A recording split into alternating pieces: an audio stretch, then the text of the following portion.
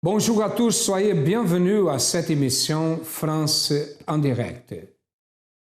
Nous n'avons pas choisi de venir au monde, mais nous avons le droit de choisir quelle vie nous voulons vivre. Ça, c'est une pensée, une phrase de quelqu'un célèbre que j'ai lu ça. C'est vrai, nous sommes dans le monde, nous ne sommes pas coupables de ça. Mais nous, dans le monde, nous avons le droit de choisir ce que nous voulons faire, comment nous devons vivre. Et ça exige de nous quelque chose de supérieur. C'est vrai que devant certaines situations, nous nous sentons impuissants. Nous disons, je ne suis pas capable. Mais là, d'autres qui déterminent, je suis capable, ils ont réussi, ils rendent témoignage. Et au centre d'accueil, ça se passe beaucoup. Beaucoup de personnes qui arrivent sans avoir une direction et à travers la pratique d'une foi intelligente, sa vie change. Nous allons écouter l'histoire de Madame Fanja.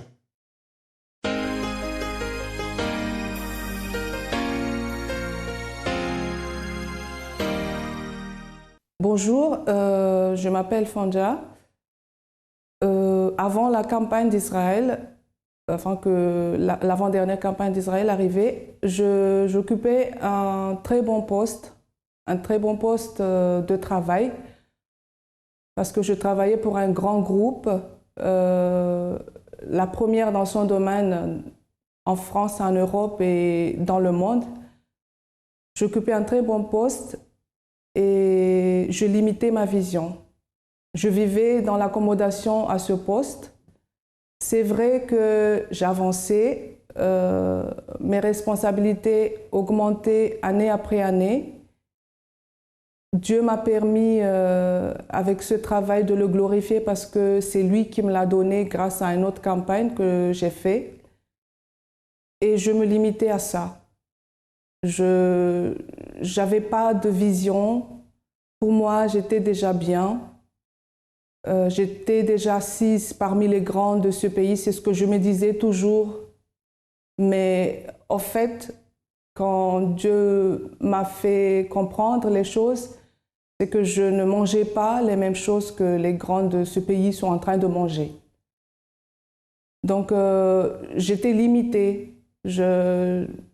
J'étais avec eux, j'étais assise avec ces personnes-là, les personnes qui prennent des grandes décisions dans ces grands groupes. Mais moi, je ne gagnais pas les mêmes choses qu'ils étaient en train de gagner. Souvent, quand j'étais en réunion avec ces personnes, j'étais révoltée. J'étais révoltée parce que j'ai pu voir en ces personnes que, avec respect, tout à fait avec mes respects envers eux, qu'ils n'avaient pas Dieu en eux, alors que moi, j'étais en train de servir Dieu. Et ça me donnait une grande révolte, parce que ça se voyait clairement que je n'étais pas en train de manger ou bénéficier les mêmes choses qu'ils étaient en train de bénéficier. C'est vrai que dans cette entreprise, je pouvais dire, j'ai atteint mon rêve, parce que de là où Dieu m'a sorti, quand je quittais mon pays pour venir ici en France, je pouvais dire que j'ai atteint mon rêve, mais là, en m'assoyant parmi ces grands, justement, j'ai réalisé que je n'étais pas encore la personne que Dieu voulait que je sois. Alors ça me donnait une grande révolte, parce que moi, j'étais en train d'être fidèle à mon Dieu, j'étais en train de le servir, j'étais en train de sacrifier mon temps même, le peu que j'avais pour lui, et que je n'étais pas en train de bénéficier la même chose que ces personnes-là. Alors c'est là que venait ma révolte. Mais pour sortir de cette entreprise, il y avait la peur en moi, parce que le malin venait dans ma pensée. T'es déjà bien, si tu quittes, regarde, il y a la crise. Et en même temps, il y avait un projet, il y a un plan qui arrivait dans l'entreprise pour soutenir les gens qui avaient des bons projets. Et je méprisais même ce plan. Parce que je me disais, ce n'était pas pour moi, parce que je ne vais pas me lancer pour aller ailleurs dans le marché du travail alors que j'étais bien ici. Et j'étais comme ça, je vivais comme ça avant la campagne d'Israël.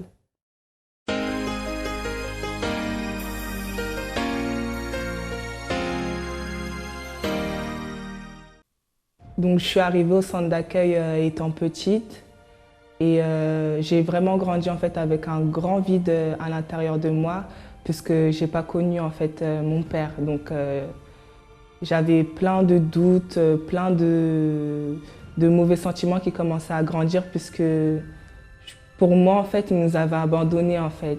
Et quand je voyais ma mère en fait souffrir pour nous nourrir, pour prendre soin de nous en fait, ma haine elle grandissait encore plus, donc j'étais vraiment quelqu'un de renfermé. J'étais colérique, j'étais nerveuse, je me battais, je me comportais vraiment comme un garçon en fait. Et tout ça en fait, ça a engendré plein de choses. J'arrivais pas, je dormais en fait, mais j'arrivais pas à dormir dans le noir. Il me fallait toujours la lumière, puisqu'en fait je faisais des cauchemars. De personnes qui me poursuivaient. J'avais peur en fait, donc il fallait soit quelqu'un qui dorme dans la même pièce que moi ou soit la lumière en fait. Et j'avais aussi des esprits de mari de nuit. Je chantais je ne sentais pas tous les soirs, mais il y a des soirs où je sentais quelqu'un qui était là. Il y avait une présence à côté de moi. Et voilà, j'ai grandi vraiment dans cet environnement-là. J'étais mal, j'étais triste. Et après, je suis tombée dans plein de vies. J'ai commencé à voler, j'ai commencé à fumer, j'ai commencé à aller connaître plein de garçons. C'était vraiment du n'importe quoi en fait. C'est comme ça que j'ai grandi. Et à la maison, ça allait pas. Avec mes frères, on était toujours en train de se bagarrer, se disputer. C'était vraiment, j'avais vraiment une vie détruite. À la suite d'un échec, c'est là vraiment qu'il y a eu le déclic et j'ai décidé vraiment que ma vie, elle devait changer, que je devais plus vivre comme ça en fait. Donc j'ai commencé à participer aux chaînes de prière et j'ai aussi participé à une campagne d'Israël. Une campagne d'Israël pour que Dieu vienne vraiment à faire ce miracle-là, que je ne sais pas comment il va faire, mais que je puisse venir à retrouver mon père. Ça n'a pas été facile puisqu'il y a eu plein de moments où je voulais désister, plein de moments où vraiment la faiblesse, elle était là pour me mettre par terre. Et comme j'avais cette envie en fait de changer, j'avais vraiment cette détermination d'aller de l'avant, j'étais plus que déterminée. Suite à tous ces propos et à la campagne d'Israël, voilà, Dieu l'a vraiment béni. Premièrement, voilà, il m'a délivrée de tous les vices que j'avais, de tous ces mauvais sentiments qui étaient dans mon cœur par rapport à la situation de ma vie. Et par rapport à la campagne d'Israël, en fait, j'ai retrouvé mon père. En fait, c'est trop fort puisque je m'y attendais même pas. Et un bon jour comme ça, le fixe il a sonné et en fait, c'était mon père. Donc voilà, j'ai pu le retrouver. Donc maintenant, on est en contact. Et voilà, Dieu il a fait beaucoup de choses. Il m'a vraiment changé, il m'a transformée. Maintenant, je ne vole plus, je suis plus colérique, je ne me bats plus. Plein de choses encore. Je suis plus viciée. Je suis plus triste. J'ai plus ce triste-là en moi, j'ai plus ce vide en moi. En fait, il a tout comblé. Maintenant, voilà, j'avance, je suis baptisée du Saint-Esprit. Et voilà, et maintenant, le centre d'accueil, c'est devenu ma famille, c'est ma mère, c'est mon père, c'est mon école, c'est là où j'ai appris à avancer, c'est là où j'ai appris à avoir une grande vision, c'est là où j'ai appris à me battre, c'est là où j'ai appris vraiment qu'est-ce que c'était la vie et comment il fallait être pour la mener, pour grandir, avancer. Et c'est fort.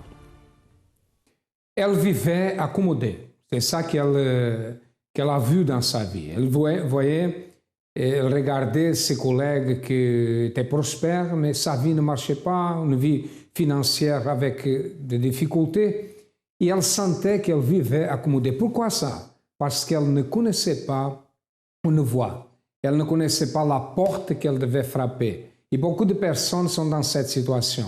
Il y a beaucoup de personnes qui pensent qu'ils doivent vivre une vie comme ça. S'il vient les maladies, les problèmes de famille, les problèmes financiers, professionnels ou d'autres, la personne pense qu'elle est née pour vivre comme ça. Non, mes amis, c'est pas ça. Si nous avons une foi, la foi que nous avons au centre d'accueil, nous savons qu'il y a un futur, il y a une promesse, la promesse de la vie en abondance. Et elle ne sortait pas parce qu'elle était accommodée. Beaucoup de personnes sont accommodées. Peut-être vous avez des problèmes, vous êtes dans une situation difficile, mais vous pensez que la vie c'est comme ça. Non, la vie n'est pas comme ça. Il y a une solution. Écoutez.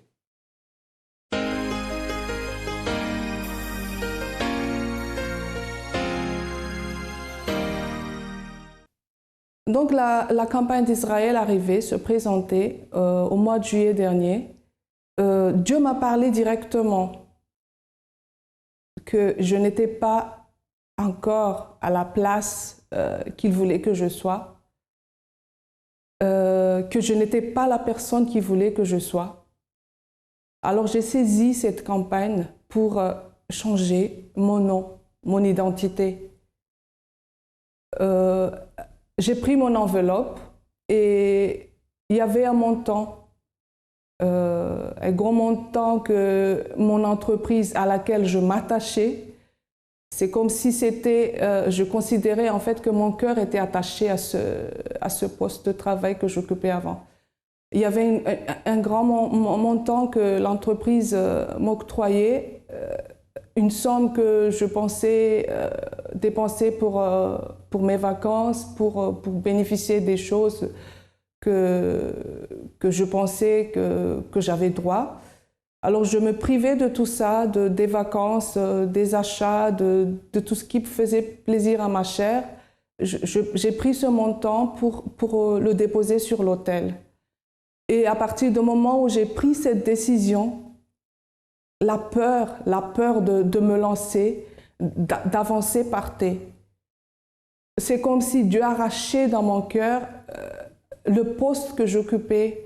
C'est comme si je voyais le poste que j'occupais avant, le travail que j'occupais avant, comme rien du tout par rapport à ce que Dieu prépare devant moi. Et ma bataille commençait là, parce que j'ai présenté mon projet de partir à mon employeur. Les combats commençaient parce que le temps était très court. Il me restait 2 semaines pour présenter mon projet avant la clôture. Et je l'ai très très mal présenté parce qu'en 2 semaines, on ne prépare pas un grand projet comme ça. Donc ça a été refusé. Mais au fond de moi, je savais que ce refus, c'était le oui de Dieu. Au fond de moi-même, par rapport à ce que je présentais sur l'autel, je savais que c'était le chemin, que je prenais la bonne décision. Alors je me battais, je prenais d'autres rendez-vous avec la direction des ressources humaines dans mon entreprise. Et c'est la première personne responsable de la direction des ressources humaines dans l'entreprise qui m'a donné son autorisation de réaliser mon projet. Alors, le oui était déjà là depuis le moment où j'ai décidé de présenter mon sacrifice.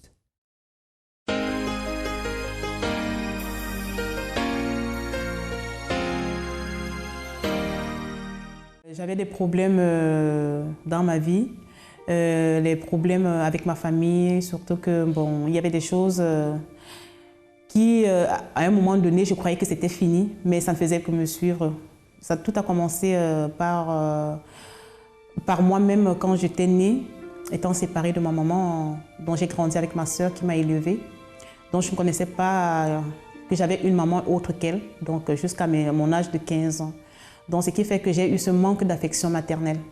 Après, ma sœur, elle m'a pris mon fils depuis mon pays natal pour l'amener en France. Donc, quand elle l'a amené en France, elle était obligée de vivre, de passer par certaines situations dont je ne connaissais pas. Et bien après, une année après, je les ai su. Dieu a permis que j'arrive en France. Et quand je suis arrivée en France, le temps de m'intégrer, Je ne savais pas comment les choses se passaient, donc j'étais un peu perdue. Je devrais mentir dans tous les cas, je devais mentir. Mentir à qui? À mon fils, que je n'étais pas sa mère. Parce que l'enfant était inscrit dans une école, je ne devais pas aller chercher l'enfant à l'école, je ne devais pas lui faire savoir que je suis sa maman, je devais toujours lui mentir dans toutes les circonstances. Même quand bien l'enfant me posait la question, est-ce que tu es ma mère? Je le regardais, je lui disais non, je ne suis pas ta mère. Mais après, j'allais dans un coin, je pleurais parce que j'étais obligée. Pour moi, c'était comme une obligation. Pourquoi? Parce que avec l'influence de ma sœur aînée, l'intimidation que j'avais vis-à-vis d'elle, soit en me disant la police, tu n'as pas de papiers, si tu dis voilà la police, tu vas retourner au pays, voilà. Donc j'avais cette peur-là en moi. Donc je ne comprenais pas pourquoi est-ce que ma sœur me poussait à faire cela, à mentir, à dire à mon fils de le regarder dans les yeux, lui dire que je ne suis pas ta mère. C'était trop dur pour moi, mais bon. Je suis même arrivée au point où j'ai même souhaité que du mal pour elle, voilà. Que du mal, je ne voulais que du mal parce que je disais, elle m'a fait souffrir depuis ma naissance jusqu'à maintenant. Il faut qu'elle aussi, qu'elle en subisse le même mal. Donc pour moi, c'était ça, qu'il lui arrivait quelque chose.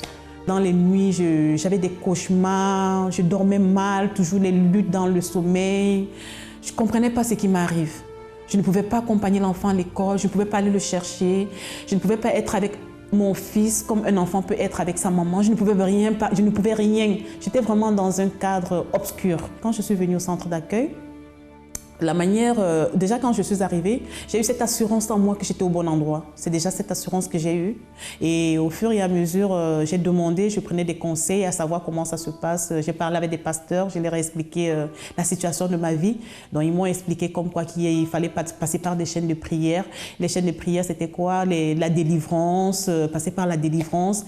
Et c'est vrai, je suis passée par les délivrances, ce qui n'était pas du tout facile. Je suis tombée pile poil à une campagne d'Israël. Je ne savais même pas ce que c'était. J'ai demandé, pour moi, c'était comme si j'ai trouvé un endroit où je pouvais me ressourcer. Un endroit je ne voyais pas la personne, mais j'avais cette impression que je suis à l'endroit où il y a quelqu'un qui m'écoute. Et au moment où je ne m'attendais même pas, c'est là où j'ai commencé à voir les choses se faire dans ma vie. Alors, quand elle m'a mise à la porte de partir, j'ai pris la décision, je lui ai dit, je vais bien partir, mais je ne partirai pas toute seule, je partirai avec mon enfant. Peu importe, même si je dors dans la rue, je dormirai avec mon enfant. Parce que là, j'avais cette force maintenant de regarder ma soeur dans les yeux et lui dire, non, je ne veux plus, assez, c'est assez. Et c'est comme ça que je suis partie de chez elle avec mon fils.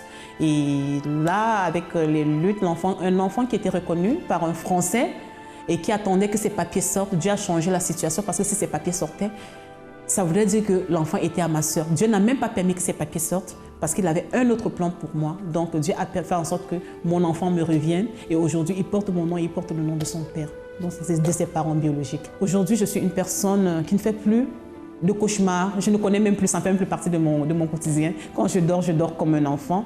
Si mon téléphone même ne sonne pas, je suis capable de dormir jusqu'au matin parce que vraiment je n'ai plus les cauchemars, je dors bien. Voilà. Et en ce qui concerne ma vie professionnelle, Dieu m'a bénie dans toutes les situations. Voilà, aujourd'hui, moi qui suis entrée en France, je n'avais pas de papier. Aujourd'hui, j'ai mes papiers et j'ai fait une formation qui... je ne croyais même pas que je devais valider ma formation, mais par la grâce de Dieu, je l'ai validée. Aujourd'hui, tout ce que je me bats à conquérir, je conquis avec la grâce de Dieu. Elle a trouvé le centre d'accueil. Et à partir du moment qu'elle a commencé à faire les chaînes de prière, et aussi dans la campagne d'Israël, elle a commencé à avoir des idées. Dieu nous donne des idées. Elle a commencé à recevoir ces idées et elle a commencé à développer ces idées. Parce que ce qui manquait dans sa vie était une direction. Elle a reçu au centre d'accueil une direction, la bonne voie. Et vous, quel est le problème? Quelle est la situation que vous êtes en train de vivre? Ne pensez pas que c'est le destin, que vous êtes né pour vivre comme ça. La solution existe.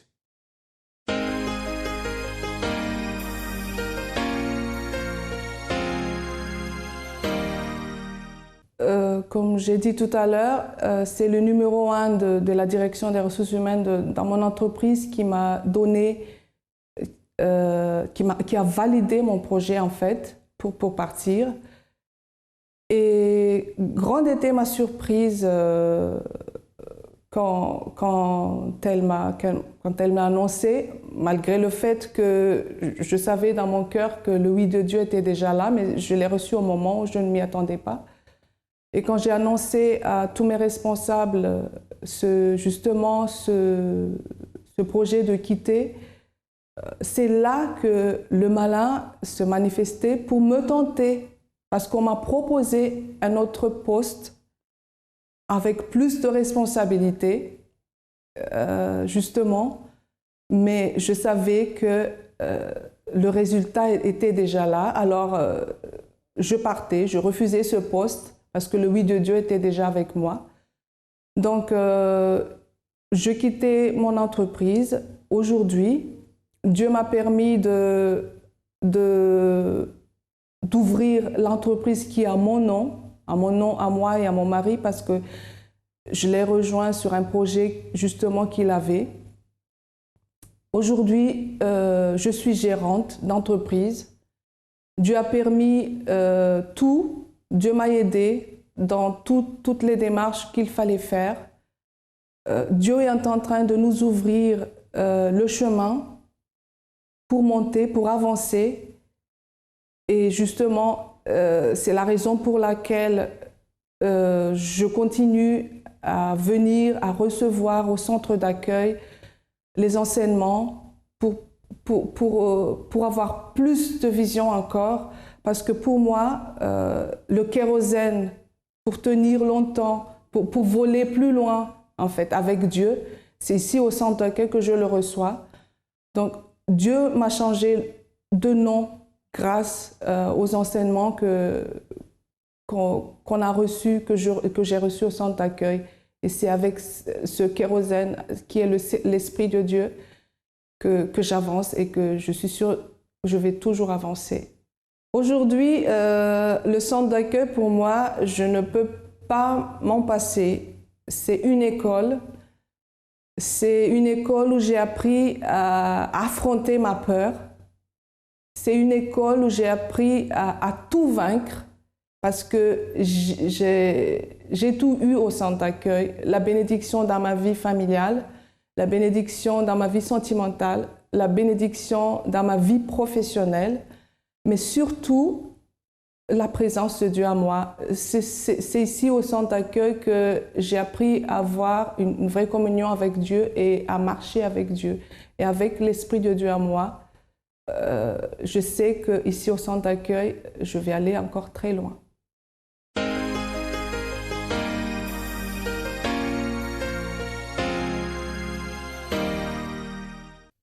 Pour elle et pour beaucoup de personnes, le centre d'accueil représente une école de la foi. Pourquoi?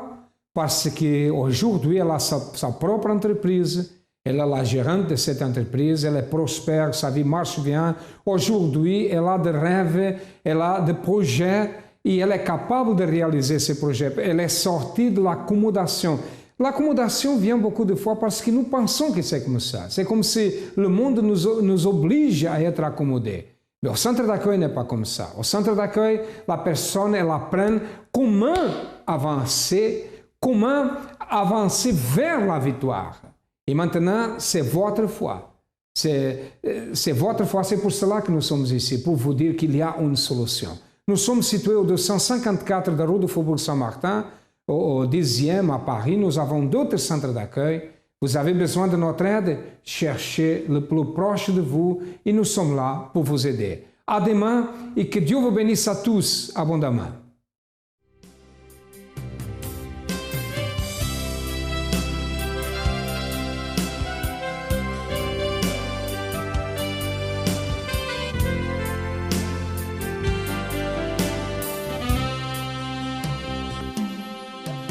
Je suis venu pour te chercher. Je veux ardemment te trouver. Mon âme a soif de toi. Ô Saint-Esprit, me voici. Je suis venu pour te chercher. Je veux ardemment te trouver. Mon âme a soif de toi. Ô Saint-Esprit, me voici. Viens, Saint-Esprit de Dieu. Viens, Saint-Esprit de Dieu. Mon cœur deviendra ton autel, Seigneur. Viens, Saint-Esprit de Dieu. Viens, Saint-Esprit de Dieu. Mon cœur deviendra ton autel, Seigneur. Coule, Saint-Esprit de Dieu.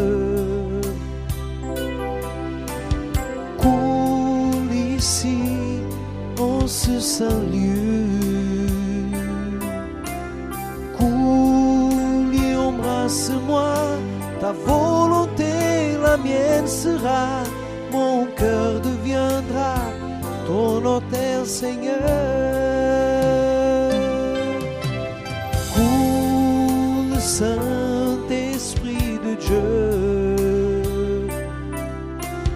Coule ici, en ce saint lieu. Coule et embrasse-moi. Ta volonté, la mienne sera. Mon cœur deviendra ton autel, Seigneur. Viens, Saint-Esprit de Dieu. Viens, Saint-Esprit de Dieu. Mon cœur deviendra ton autel, Seigneur.